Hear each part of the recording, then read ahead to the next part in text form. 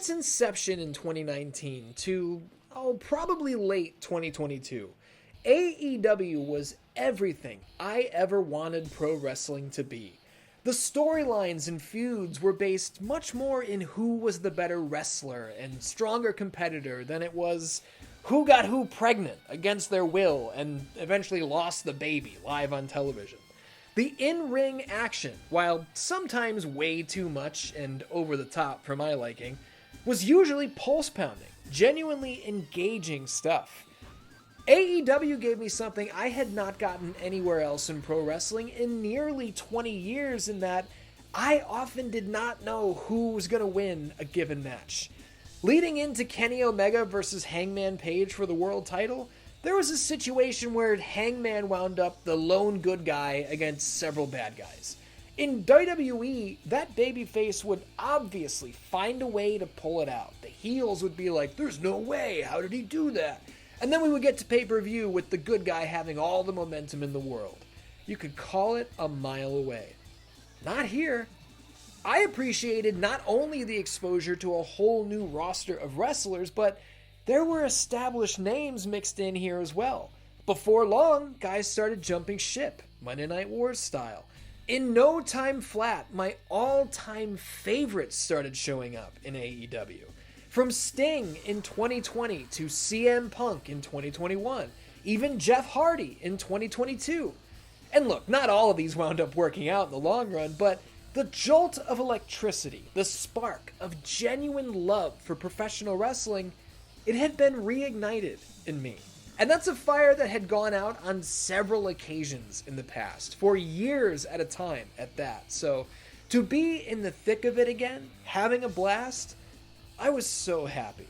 If AEW came to Chicago, I was there. The only thing All Elite Wrestling wasn't giving me as a fan was a video game.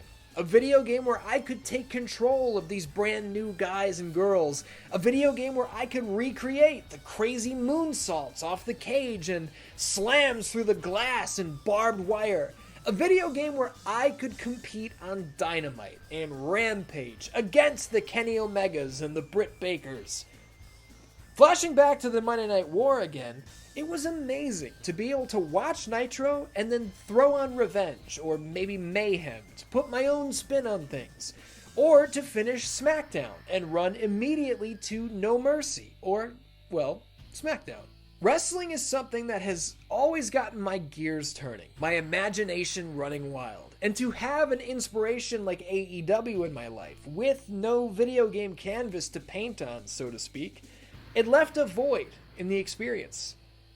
This, eventually, would change. AEW's video game went from a rumor to a confirmed but quiet project to a name and a face, and then that face would change. And after literal years of hard work and seemingly tortured development, the game called AEW Fight Forever finally hit store shelves. Today I want to go through the highs and lows of a title that left many underwhelmed. And yeah, there you go. I don't really understand the concept of presenting a story as if none of you know the ending to it. I think we're all well aware of this game's reputation. What I can tell you right here at the top is that back when this game first came out, I liked it. And returning to it now to do all of my research and to capture all of my footage, I can hit you with the update that I still like this game. It was so close to being great. It never got there in the end. So we'll look at everything. What works, what doesn't work, what the hell they were thinking with this whole thing. Oh boy. Welcome to a brand new episode of Triangle X Squared Circle, the wrestling game retrospective series. Bang! Every video here on 616 Entertainment is made possible by my supporters over on Patreon. If you enjoy the show here today, consider signing up. You'll get early access, exclusive videos, and podcasts and more. Pro Wrestling Tees has the shirts, and you can buy my book, Triangle X Squared Circle, the Wrestling Video Game Compendium, at the link in the description. As always, thank you very much for watching. Now let's get to it. So where do I start? We're in retrospective territory now. This game has come and gone. It's a thing of the past. Do we go back to the beginning? Do we talk about the initial reveal trailer where Chris Jericho had hands like Donkey Kong and was built like Bowser? He, for whatever reason, just exits his match with Kenny Omega, who was then obliterated by Hikaru Shida in what is inexplicably labeled as a dream match. I never really understood this acting as the game's reveal. There's a strong focus on intergender wrestling here, and while such a thing is very popular on the indies, or on my series, GM Showdown, Season 3 coming soon, AEW doesn't do intergender matches. They didn't then, and they don't now. So this seems like a case of misplaced priorities right from the jump. And priorities, holy shit. Priorities are going to be a large part of what we focus on here today, because whether it was AEW games themselves or developer Yuke's, it's pretty clear that their priorities were not in the right place. But let's not get ahead of ourselves and jump straight to how did they do this and not that. Let's dial it back a sentence or two. Let's dial it back to where I mentioned this game's development team, Yuke's. AEW landing the dev team who gave us everything from WWF SmackDown to Day of Reckoning 2. From SmackDown Here Comes the Pain all the way up to WWE 2K19. This was insanity. I mean, how could it possibly get any better? To improve upon this scenario at all, Kenny Omega would have to knock on the door of the guy who directed No Mercy himself from the Aki days and get him to come on board for, holy shit, they got Gaeta-san. This game cannot fail, right? This is kind of how it felt. You know, imagine if Tony Hawk was like, hey, my relationship with Activision has come to an end, but I'm going to put out a new game. We can't call it Tony Hawk Pro Skater. We're going to call it Tony Hawk Ride. No, don't call it that. We're going to call it Tony Hawk Shred. Fuck. We're going to call it Tony Hawk Skate Fest. I don't know. Look, the point is this. I'm teaming with the best developers from the best pro skater games. The ones you know and love. The original guys and girls that made all the great ones. We're coming out with a new game. That sounds like it's probably going to be badass, right? And while the formula for success seemed to be here, there was still plenty of skepticism and trepidation. From others and from me, if I'm being perfectly honest. I thought the art style was weird. I wasn't worried about the graphics. Some people said Shida looked like a plastic toy and Kenny Omega looked like he came off the PS2. I didn't care about that. Graphics are only so important. But Jericho's Donkey Kong body, man, I had no idea what the hell this was supposed to be. And for the sake of clarification, we did not know Gaeta-san was actually on the team until years after this initial reveal trailer. This wasn't all one bing bang boom. And it's also worth mentioning that Gaeta is often referred to as the director of AEW Fight Forever when he's actually not. He was brought in as a consultant, and his official title was Gameplay Advisor, not Director. Those are two very different roles. John Carpenter served as a consultant/advisor on the recent Halloween trilogy from Blumhouse, but he damn sure didn't direct any of them. You know, these are different roles. As time went on, and we're going to skip over the years of silence while this game was being worked on, as it was announced way too early, the messaging was clear. AEW Fight Forever was trying to recapture the magic of the glory days, the Aki days. They straight up said as much on the commercials and trailers. Do you remember the feeling when you could just pick up and play a video game? That feeling is back.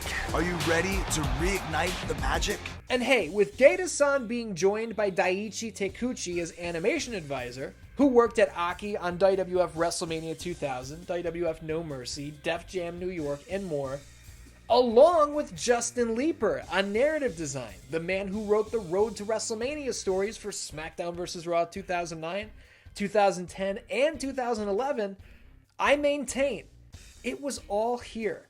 The tools were in the toolbox, the pieces to the puzzle were strewn about the floor. It was just going to take the time, effort, and skill to fit it all together into one cohesive product.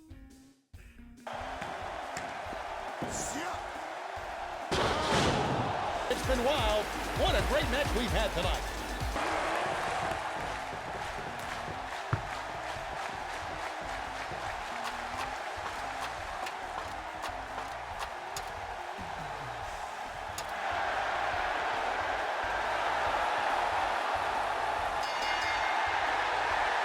All right, that was a joke. I'm being dramatic. Well, it's not entirely a joke, to be clear. Those things did occur. Obviously, I have footage of them, but I'm turning it up for comedic effect. Look, there are a lot of people out there who act like the things I just showed you are all AEW Fight Forever is, but that's not really close to the truth. Nobody really talks about what else is here. I had a match with Samoa Joe and CM Punk that was fantastic. I'm talking back and forth action, reversal after reversal. It looked and felt like a Punk versus Joe classic.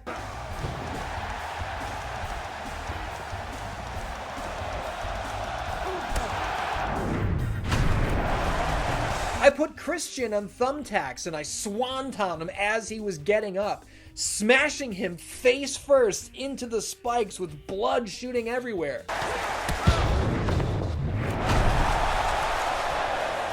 I alley-ooped him through a flaming table.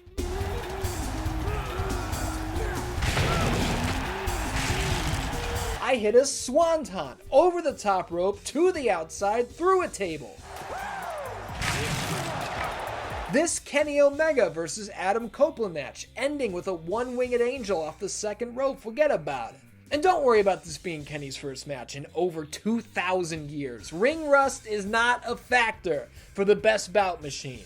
This game has several time tracking bugs, as indicated by the game telling me I've only played for around 3 hours, while my PS5 tracks the actual number. How they never fix these things, who knows. Anyway, I ran a 3-way with Sheeta, Hayter, and Anna Jay for the TBS Championship. Sheeta's down, Haterade 1, 2, 3. Another high-octane battle in the books.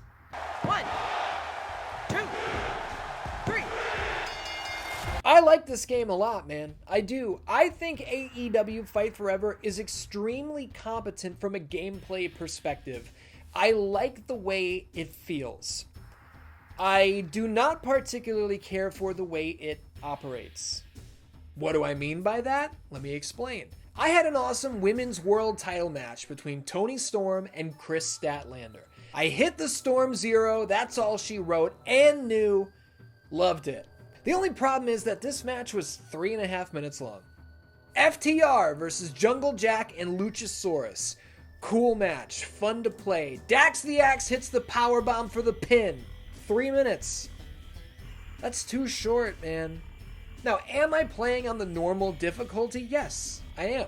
Could I bump the match length up if I headed into the hard and elite difficulties? Yeah, maybe. But the problem there is that this game does not allow for you to heal or recover. There's basically a health bar for your wrestler. It's invisible, and it is constantly depleting as you take damage. Once that thing is emptied out, a simple clothesline or hip toss is more than enough to get rid of you, and there's nothing you can do about it. So bumping up the difficulty to try and get some longer matches, is it worth the bad finishes? I don't think so. I don't really feel the need to discuss how this game recreates the Aki engine. This is something that's been talked about to death. Yes, we have weak and strong grapples here. We have weak and strong strikes. We've got a spirit meter down in the lower corner, and then we flick the stick to activate our special. Yeah. I really don't want to retread ground. I don't want to repeat things I said back on my launch day review, because this is not a review. This is a retrospective. You understand the difference, right? We're looking back now. And with that in mind, let's look back on this roster. Many wondered around the time of the game's release whether CM Punk would be removed or not, seeing as though he had practically removed himself from the company's roster shortly after launch. But no, he's still here. He was removed entirely from the box art after the first backstage altercation, but he remained in the game. Punk even promoted the game on AEW's YouTube channel, and it could not possibly be more clear that he did not give a flying fuck about what they had asked him to do. Hey everybody, it's AEW superstar CM Punk, and I am here to show you the brand new, first ever, one-of-a-kind AEW video game, Fight Forever. This one in particular is for Nintendo Switch, but it is on all consoles. It is on Xbox, it's on PS4, 5, could be on TurboGrafx 16, I don't know. I'm not the biggest gamer, but I will play this because you can play as CM Punk, and that is maximum fun. So run out to your local Toys R Us, or I don't know where you buy video games nowadays, but you can probably get them anywhere and buy it. Fight forever. Cody Rhodes, he was an AEW founding father. Kenny Omega told us long before this game came out that it was important to him that Cody stay in, as this game was supposed to be representative of AEW's early years, and that turned out to be true. Cody's here. It is funny though that Cody actually appeared in WWE 2K23 before AEW Fight Forever, despite Fight Forever being announced in 2020. Jesus Christ.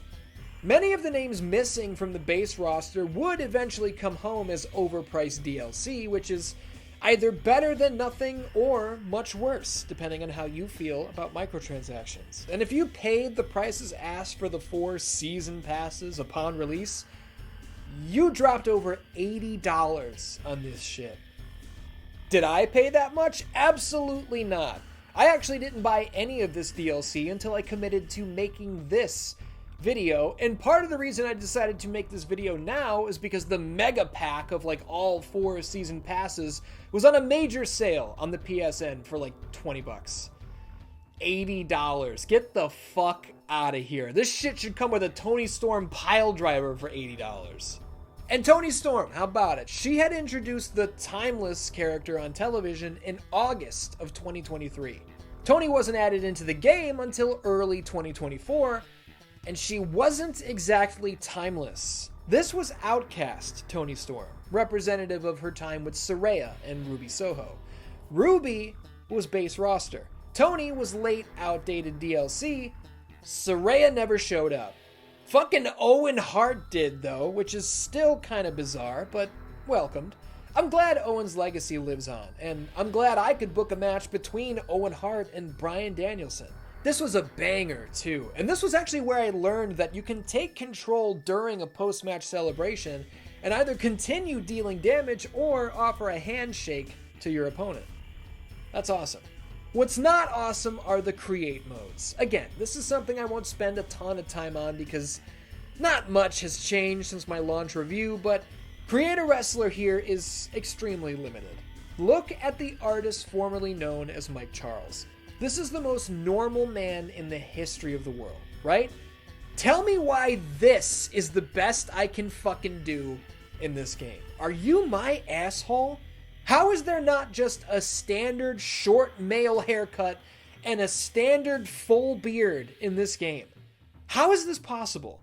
I do appreciate that Create an Arena is here because honestly, I wasn't expecting it to be. Not in a company's first game, but here it is. Is it lackluster? Absolutely.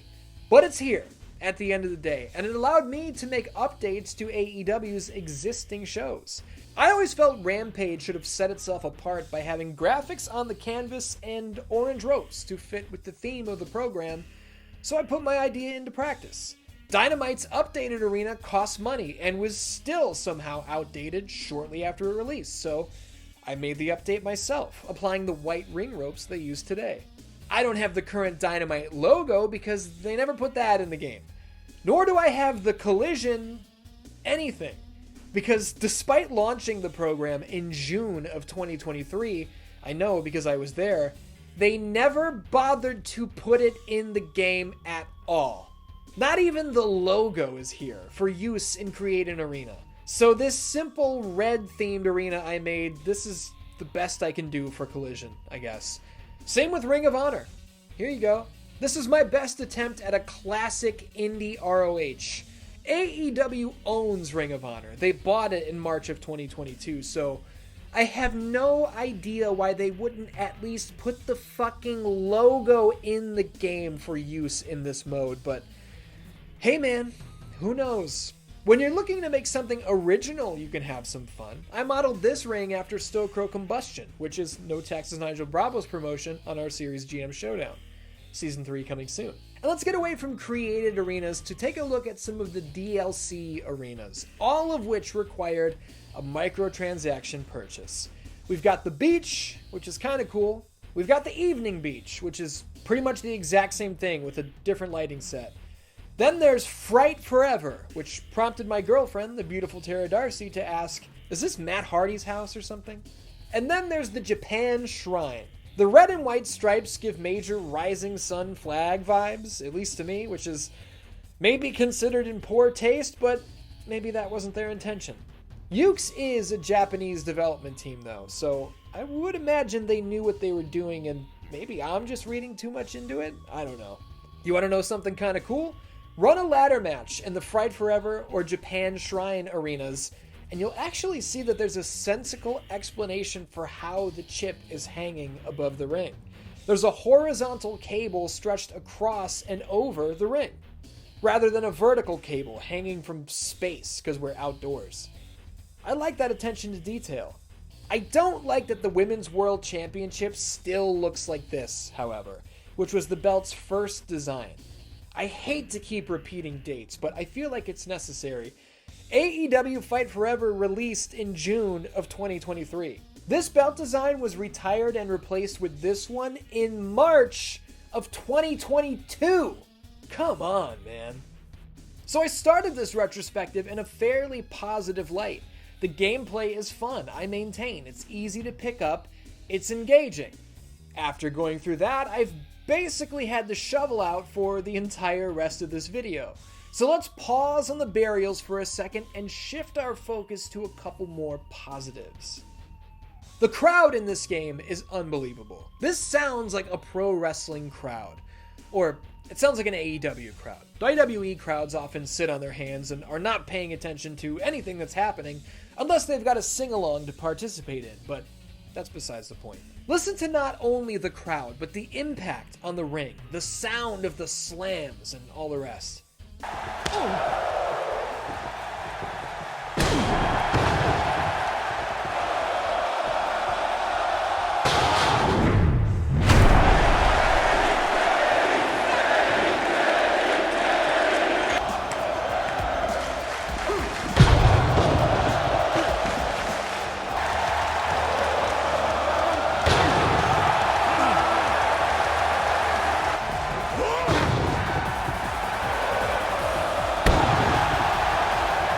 I took some heat for this back in the day, but I defended the shortened entrances with the reasoning that I don't want to watch full entrances every time I run a match. Do I respect the effort and design of 2K's work?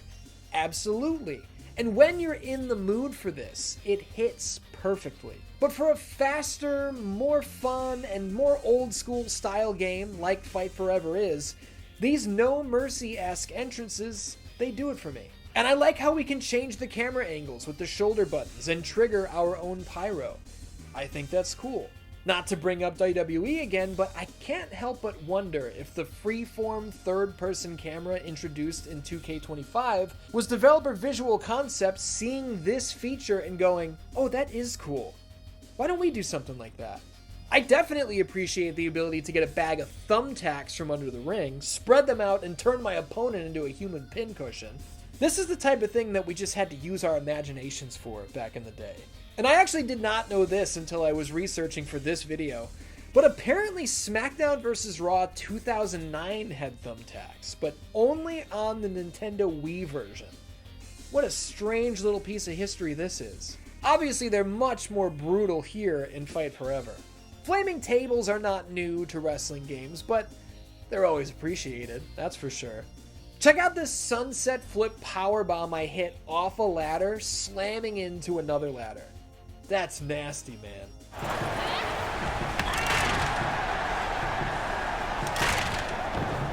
We got the dumbass thumbtacked sneaker the Young Bucks use. We can throw propane tanks that explode in a ball of fire. There's the goddamn skateboard, which is so extremely silly, but also genuinely really fun to mess around with.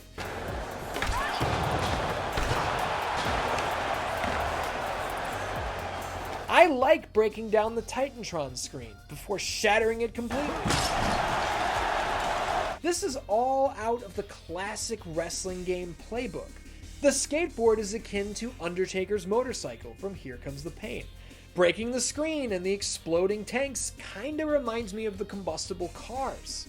This shit is fun, man. It just is.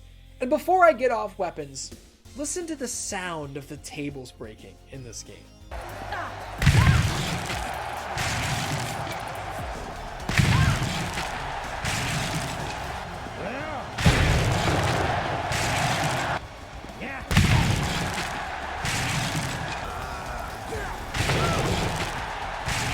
God, that's satisfying.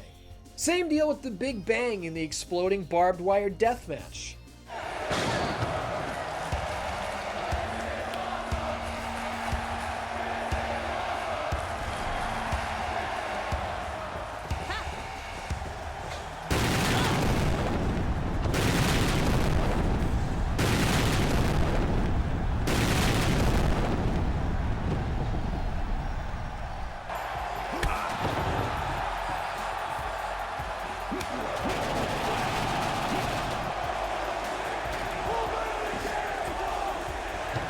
This match type is fantastic, it's gruesome. Breaking the boards in the corner and then having the wreckage to slam onto in the ring is awesome. And we can't forget AEW making fun of themselves over Kenny Omega and Jon Moxley's embarrassing display live on pay-per-view. You can now ruin your own explosion right here in the game, if you like.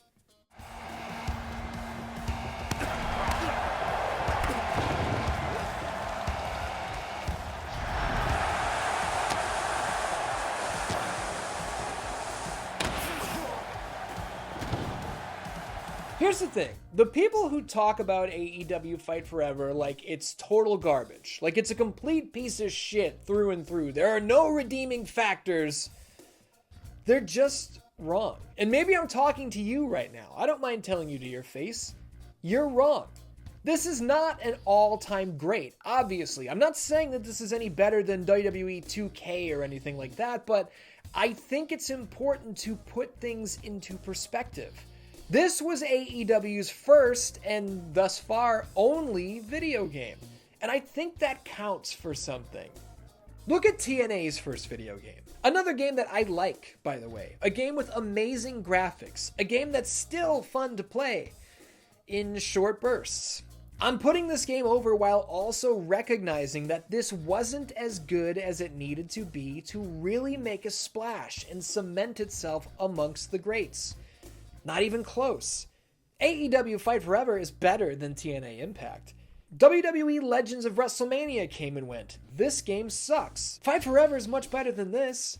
2K Battlegrounds, the ECW games, Raw 2, WrestleMania 21. These are bad wrestling games.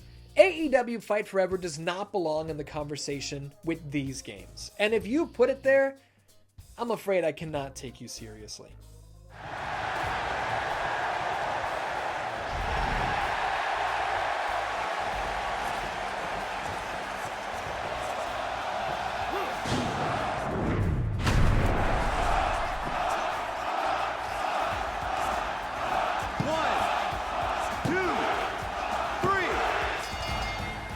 Now, if you want to put Fight Forever's season mode in the garbage category, that I understand.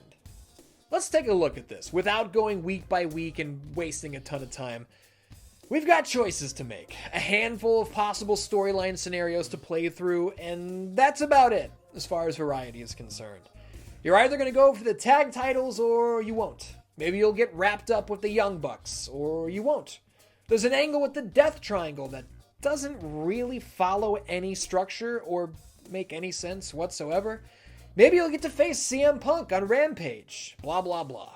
Those are the matches, and that's where you'll spend maybe half of your playtime in this mode. It's not called Season Mode, by the way, it's Road to Elite.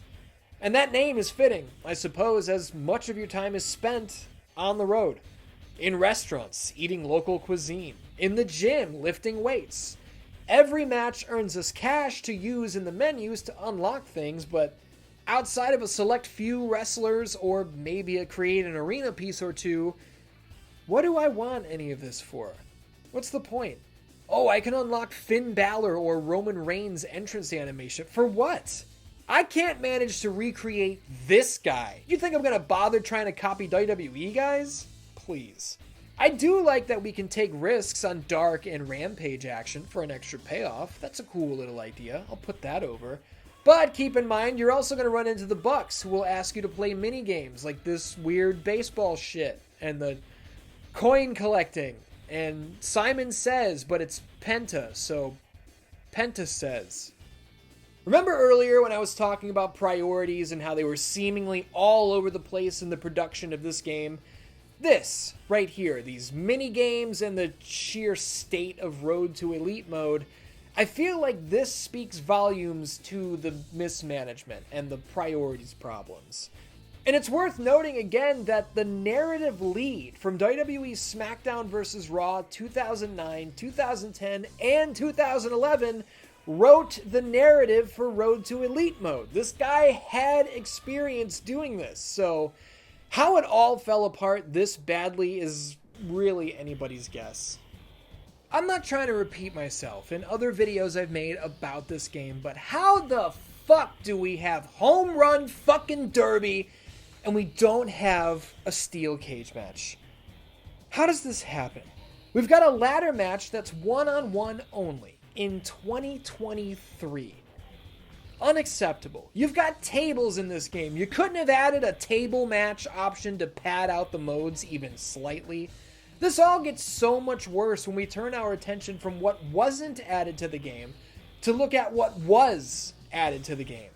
Allow me to introduce to you Stadium Stampede mode. What is this? It's a poor man's Fortnite in an empty arena, a play on AEW Stadium Stampede match type. Now, can we wrestle in here? Absolutely not. The Stadium Stampede match never came to the game. Just this Fortnite bullshit. And I have to ask, I simply have to ask, why is this here? Who the fuck asked for this? Whose idea was this? Does anyone have AEW Games head of creative Kenny Omega's phone number? Can I ask him what the hell this was and who this was for? Here's a funny little tidbit. These other players in here are not real. They're bots. These are AI bot stand-ins for other players because there are no other players. This game is as dead as it gets. And I did not misspeak there. I did not mean to say that this mode is dead. This game is dead. I tried to run a few matches online. There's no one here.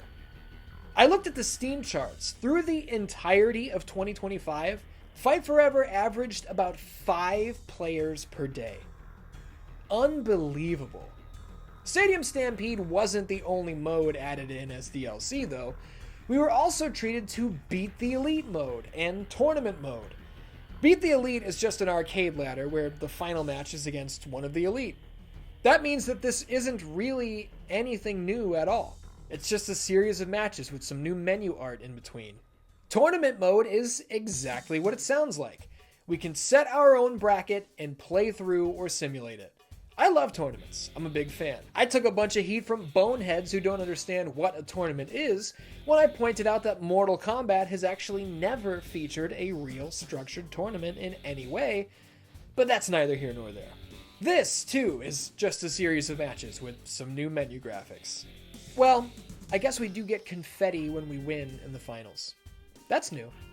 I think it's telling that I am somebody who really likes this game. I'm defending certain aspects of it, but the vast majority of this video has been me talking about what's wrong with it, what could have been, what I wanted it to be. It's a shame, it really is, that AEW Fight Forever came so close to being something special, and it just isn't. We just learned a couple days ago, as of the time I'm writing the script, that AEW has let go of Nick Sobik, who, I hope I'm pronouncing that correctly. Nick was AEW's Senior Vice President of Business Development, Partnerships, and Video Games, according to Yahoo Sports. In reading about Nick's involvement with the game, I came across an interview where he talked about how many meetings they had brainstorming minigames. And that one of the things he's most proud of is the Sheeta's Slugfest Home Run Derby minigame. Great. Excellent. Glad they spent all that time on that. Nick also stated at one point that if Fight Forever were successful, it would turn into a brand new franchise. We know today that no such thing occurred. AEW Fight Forever pulled in mediocre to middling reviews. I don't hand out review scores, but in my launch review, I was mostly positive on the game for the same reasons that I am now. I like the way it feels. I have fun playing out the matches. And that's pretty much where it ends. This game was so poorly mismanaged behind the scenes that it doesn't seem like it ever really stood a chance at coming out the way they wanted it to. From what we can gather, communication between AEW/Kenny Omega and Yuke's was not particularly smooth. Word on the street is that this game went way over budget, even though it's about as bare bones as it gets. Canceling the game altogether and finding a new development partner was allegedly discussed at one point, but obviously the two worked it out the best they could and delivered a product to store shelves. It's always been on my mind how Evil Uno shouldered a ton of weight marketing and promoting this game online. He was a major player in the AEW Games channel they were doing, and they never bothered to put him in the game. That's just cruel. AEW Fight Forever had the right tools for the job. It had the proper funding for the job. It had the most talented team imaginable, ready to put together a proper representation of the pro wrestling that brought me back. The pro wrestling that made me say, this is what I love. This is my shit. I'm so glad this is here. I needed this. And that's just not what was delivered. AEW Fight Forever doesn't have the 2021-2022 magic. This game overall comes off more like the stuff the company was putting on TV in 2023 than it does the good stuff, the prime stuff.